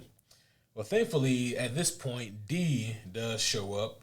She arrives there, and with the lasso of truth she has, she lassos Wonder Woman, and she gets Wonder Woman to tell the truth. Like, did you ever really care about us or humanity? You know, we're just a means to an end. And Diana, she tells the truth that, no, I really do care about humanity, but I just didn't think I could trust humankind anymore. Right. And, Wonder Woman, she has a come to Jesus meeting or a come to, if you're like demigod, I don't know what gods you worship. Zeus. Yeah, come to Zeus. Meeting. So he's kind of an asshole in every incarnate. Basically, he really is. Basically, if it's not the Disney Hercules movie, then Zeus is a dick. Yeah, absolutely. I agree. I can't think of any other version of Zeus where he isn't just an asshole. I can't either. Just a man whore of an asshole. Yep. So at this point, the gang, they were like, well, we already kind of raided Batman's armory. Let's raid Superman's. And so you have Dee, Diana, Barbara, and robot Superman assistant. If they all go in and they raid Superman's trophy room, and just to gain some supplies and whatnot. And Diana does some of the most hardcore shit that I've ever seen in a comic book. Yep. So from Batman, when she saw her old friend Bruce there dead, she took his utility belt and she's going to use that to help. With Superman, she takes his spinal cord, you guys. She rips his spinal cord out. with his skull attached on the end of it. Yes, sir. And then she intertwines her lasso of truth with it to bind it all together. And she's got one of the most dangerous weapons in the world now. It's insane. It's really insane. That was probably another point where I was like, okay, I have to finish this. Yeah. Because what the fuck just happened? It's just so sick. And I mean that in multiple ways. Yeah, absolutely. It's sick cool. It's sick what? It's sick. Ooh. Yeah. But our old Superman assistant friend. I feel like that's the end of 3. That is the end of 3. That is such a good image right there with her mother behind her. Oh my gosh. Yeah, that's a cool image. I dig that. That is insanely cool. We do get a flashback here of what happened with Batman officially. Yeah. So Batman, he goes to the Fortress of Solitude because he knows that probably the fight led here. Yeah. And to check on Clark and to see what the fuck was happening. And when he gets there, he obviously finds Clark dead, and Wonder Woman is in like this almost catatonic state. And then there is a robot Superman assistant, and Bruce is like, okay, well, I have this idea. I'm going to leave this with you. And what Batman does is using like his science brain and technology, he's able to extract a portion of basically Wonder Woman's essence that makes her so powerful. And he puts it in like, I don't know if that's lead, but he puts it in this box. Yep. And he hands it to the robot, to our robot cosplaying of Superman. And he says, okay, there will come a time when you may need this. When someone comes along who is human, if they trust Wonder Woman enough, give this to them, and then they can decide what to do with this. If they want to give this to Wonder Woman or not. But in the meantime, I'm going to take her somewhere where she can heal. And so that's when Batman... That's when he puts her in the stasis tank. Yep. He takes her back to the Batcave, puts her in the stasis tank. And with Batman, he was like, the radiation's already gotten to me. I only have a few days left before I'm dead anyway. And so, Batman makes sure that Diana's good. And he goes up and he does something that Batman actually never really does, like ever. He pours himself a drink. And then he sits down. He says, Yep. He just gives a chuckle as he looks out at the barren wasteland that used to be Gotham. And that's it. That's where Batman dies. Most times when you see Batman, even Bruce Wayne, when he's drinking, it's like a mocktail that he wants people to think is real alcohol. So it's not a big drinker. No, he's not a big drinker. Nope. So now with this last issue here, what we basically have is like a big battle. There is the remainder of Camp New Hope, and Thaden, he's been trying to make somewhat of a face turn this entire book. Yeah. And I mean, don't get me wrong, still a piece of shit, but he's trying. He's trying. Yeah, he still wants what's best for the people. And I think he feels like it's not fighting the monsters. Yeah. And so now basically it's humanity versus these monsters, these Hydras, and can they defeat them? Now when I got to this panel right here, I had no idea that Hippolyta's form was that massive. Yeah, it's kaiju size. It's huge. Yeah, she is the biggest and baddest and ugliest of all the Hydras. Yeah, which makes sense. It does. The better. Yeah. And then there's freaking Nubia, who's riding like the back of like a dragon Hydra. Yeah. It's sick. And so a lot of this, guys, is just like a really sick combat. And Diana, she's flying by on the Pegasus with her Superman mace or flail. Yep. And like it is doing work. It is. It is in fact fucking chewed up. and she's beating the hell out of Nubia and all the other Hydra that are coming in her way. You know, the humans are trying to do some work, and so this is just like one big giant fight. They even got assistant robot Superman cosplayer. Yes. He's out here doing fights too. He is. Whenever you watch the Superman movie, you're really gonna like those robot assistants. And when you, I'm gonna prioritize. It might be a weekend watch because I'm doing a very low key weekend this weekend. I've been running like crazy. I might have to give it a watch this weekend. Take some time for yourself. Watch. I think Watch you really Superman. like it. I'm gonna do it. And when you do, I promise you, every time you see those robots, you're gonna think of him. I am. I bet you I am now.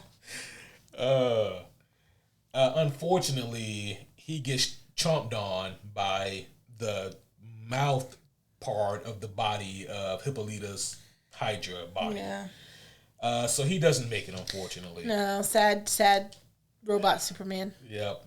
You were one of the good ones. You were. Yeah. So the thing that we get to now is, as hard as Wonder Woman is fighting and as badass as she is, she can't do it. It's still too much. Yep. Now, Dee was given the box from Robot Superman before he died. Mm-hmm. The box that contains the full essence of Wonder Woman's power. And it's up to Dee now to decide if she wants to give that to Diana or not. Is Wonder Woman deserving of this or not? And we get this flashback sequence of Dee getting that box. And now she has to make that decision herself. Mm-hmm. And ultimately, Dee does decide to do this. And I like the dialogue here because Diana goes to say thank you, but Dee says, "Don't thank me. It's not like I had a choice." I did like that a lot. Yeah. And so Diana, she's able to be restored to like her full strength, and she's standing up in front of like this monstrosity that used to be her mother, and they go at it. Yep. What did you think like this entire big battle here at the end of the book in the first place? So I was kind of surprised at first that Diana was on the side she was on. Like, as a casual comic book person, I wouldn't have thought that she would fight her mother and them, you know, even though they may have been in the wrong. Like, that's a hard decision to make, to fight your own mom. Yeah. Who's been tortured, you know what I mean, and turned into this thing. Like, I see where the mom's coming from a little bit. Yeah. So Diana really stood on business and was like, no, you're not going to hurt these humans. Yeah. And that shocked me just slightly. Yeah. And it just kind of speaks to Diana always wanting to stand up for those who can't defend themselves. Yeah. Mm-hmm. Makes sense. And, I mean, at this point, the Hydra, they won. No one else won. In this, no one won. Period. But if there had to be a winner, it's the Hydra. Yeah. But Diana, with her full power and with her lasso of truth / Superman spine, golly, that just kills me. She beats the teetotal shit out of Nubia and Hippolyta, her own mother. Yes, she is. But at the end of it all, when like this whole big bloody battle has come to a close, there is the closing moments of this. Oh my gosh, there's a line that I wrote down. The choice must lie within the wronged party. Oh yeah, well, because that was a great line. That was a great line, and I think it's a little further back. Yeah, I think you're right. I forget the scene, but I remember writing down. Yeah, it was. But I know it's between her and her mother, I believe. Yeah. So here is when Hippolyta says that. How dare you protect them? They've turned us into victims that you're now killing. So it's now your choice. Either you save humans and kill us all, or stand aside and let us do what should have been done since the beginning. But there is that moment that you're talking about, and I wish I could find it. Yeah, it was a great line though. It is. Cause here it is. I was like, is it between her and Dee? Yeah, it's her and Dee. Yeah. Okay. Yeah, we spoke about this earlier. That was just a great line where she says, like I had a choice. Love it. There's a lot of really good one-liners in this one. And there really are. Yeah. So like the last moments though of the fight is just Diana. She's got her mother beaten, and seemingly all of the other Hydra have been defeated, or at least they've retreated some. And Diana's pleading with her mother, and she says there's so much good in them being humanity. And Hippolyta just doesn't want to hear it. And she says, Diana, look at me. Look at what they made me. And she goes, I've lost myself. I've lost everything.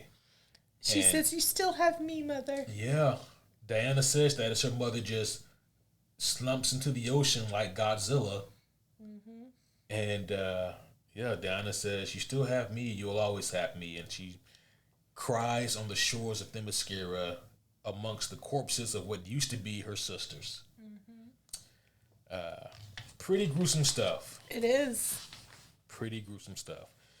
And so at the end here, we see Diana, and she's burying the corpses of the Hydras. And again, as we know earlier, the Hydras used to be Amazonians. Yep. But then the remainder of humankind who helped fight in this battle, they started to help bury the dead as well.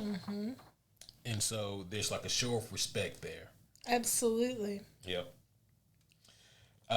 We see Cheetah. She still hasn't ran off. She's still sticking around. So she still wants to help rebuild in some fashion. Dee is also still alive but injured. There have obviously been a lot of casualties on both sides. Diana and Dee, they seem to begin to make up for their falling out. And Diana says something very interesting here. She talks about how she lost her bracers, or one of them, but she still has one, and she's going to wear red until she can find the other. And Dee asks, so does that dampen your powers any? And Diana says no, but it's just a sign of good faith, because so now technically Diana still has her full power set. Yeah. Do you think that's for the better or for the worse that she has just this full unbridled access to the power? Well, it makes you question because of how they got there into this dead earth, to begin with. You know what I mean? Not knowing that, I would say absolutely, Wonder Woman, give her all her powers. But now you kind of question if she can control them. Right. And without both bracers, you worry. Yeah. Yeah, but dare I say, famous last words, how much worse could it get? Yeah. Yeah. But the end of this book I is love that last shot. Yes, it's Diana extending her hand to Dee, and Diana says, will you help me revive this dead earth? I love that, this all-powerful woman who's just, kicked the Hydra's ass. She's got a fucking Superman spine lasso. Yeah. Is asking this human girl, will you help me? Yes. That's so good. It's so good. I really enjoyed that book. I am so glad that you like this. I did.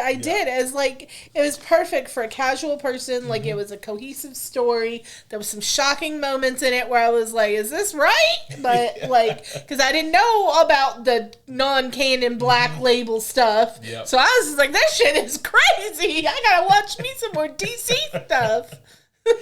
Yeah. I figured I had to give you something that's different in tone from Saga. Yeah.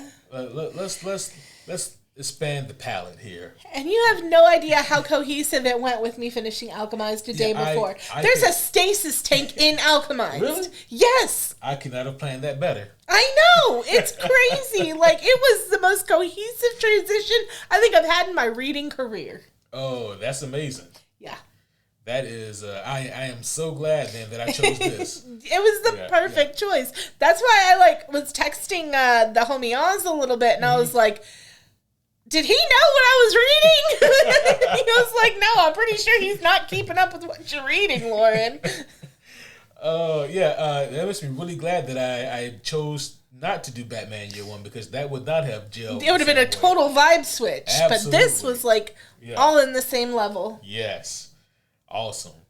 Loren, what are your final thoughts, your comments on One Woman Dead? I immediately recommended it to another friend of mine. Oh, that's awesome. Because she doesn't really read graphic novels or comics or anything like that. Mm-hmm. But she's really into like post-apocalyptical stuff. She's really into like woman power kind of stuff. So I was like, you should really read this. This is like post-apocalyptic Wonder Woman standalone story. Like, it's great. So, yeah, I really, really freaking enjoyed it. It was perfect for a casual reader. Highly recommend for somebody who doesn't sit down and read whole libraries of graphic novels because it really was cohesive, like beginning, middle, and end. And it was fun recognizing characters, you know what I mean? Like, I obviously recognized the big three. Like, I didn't know Barbara, and I didn't know, maybe some of the other littler characters, but I knew who the frick Superman and Batman were. So I liked it a lot. I really did. I gave it like 4.5 stars. Oh, that's awesome. Yeah, absolutely. It was fantastic.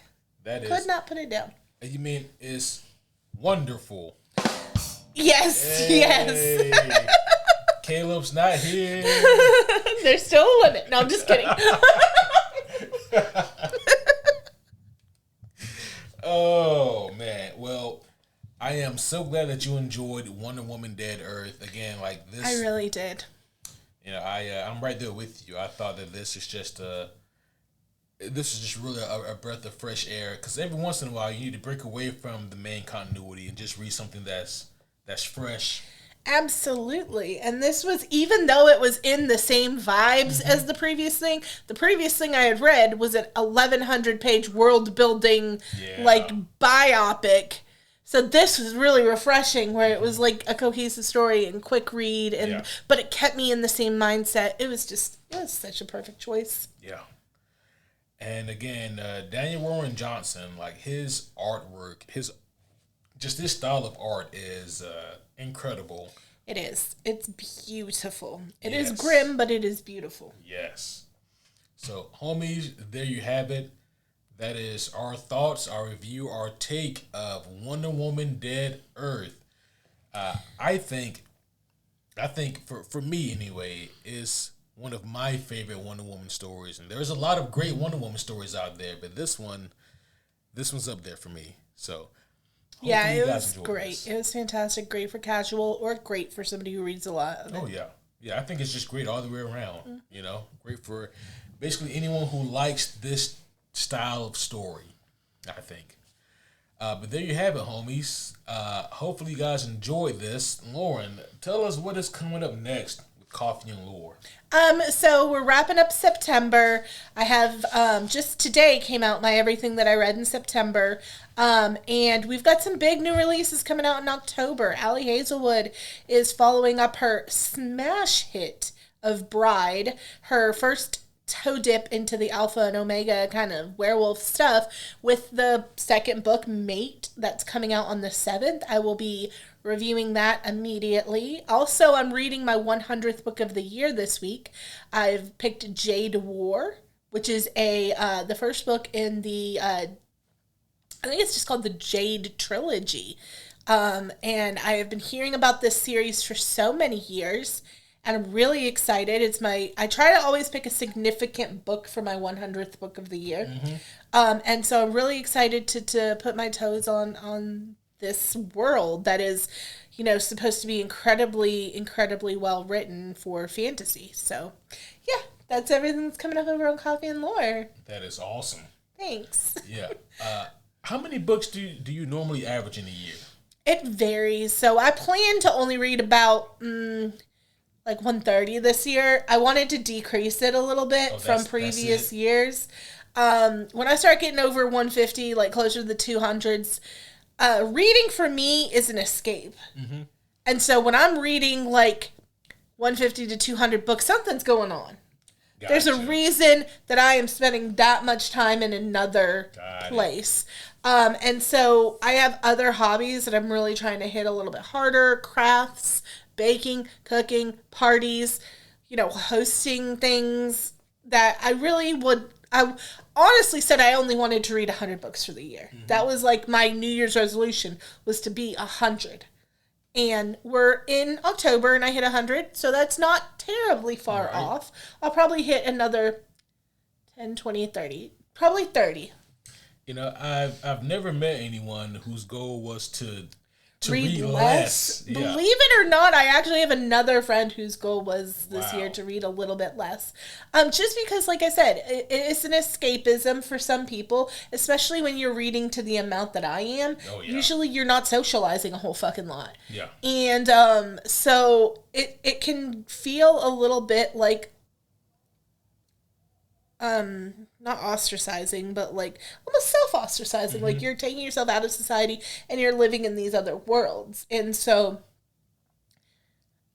just being more present in my world and not necessarily my fantasy world was a goal. That when you break it down like that, that makes a lot of sense. Yeah, absolutely. Yeah. My social calendar picked up, my books go down. Yeah, so. and that's fair. It's healthy balance. Absolutely. I think that 10 books a month is like a really good spot for me, which puts you at like 120 a year. But if I'm reading more than 10 books a month, something's going on. So I don't read nearly as much as you do, but I do still try to read a good bit when I can. How is your retention? Really good.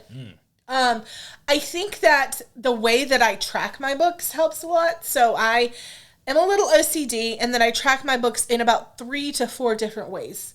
I have a Goodreads where I put a rating out of 5 stars, and then I write a little thing. You can follow me on Goodreads as well. Then I have a spreadsheet that is color-coded that I keep in my office. Yeah. That I'm constantly working on. It's just an Excel spreadsheet. Everybody knows about those. And then I have a book journal. In the physical book journal, only 4-star and above reads go.